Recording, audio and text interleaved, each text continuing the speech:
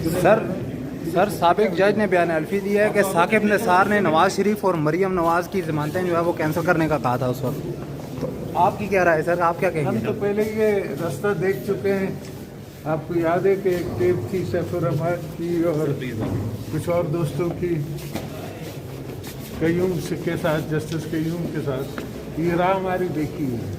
ठीक है सर, क्या कहेंगे कि जो इत्यादी भी अब इमरान खान से नाराज काफ़ी नजर आ रहे हैं, समझते हैं कि हालात चेंज होते जा रहे हैं? आप तो काउंटडाउन शुरू हो चुका है मेरे हिसाब से। अभी फिलहाल उन्हें जो उसको लाए हैं वो एडवर्स कर रहे हैं कि गलती होगी, मगर अब कैसे करेंगे गलती को दुरुस्त, ये अल्लाह को पता और उसको पता। जज साहब, नवाज शरीफ ने बेनज़ीर साहिबा को सजा दिलवाई और आपने ऑडियो स्कैंडल का जिक्र किया।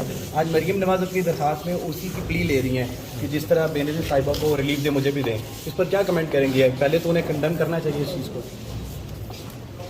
वो बेटियों जैसी है, मैं अपनी बेटियों को क्या कमेंट करूँ?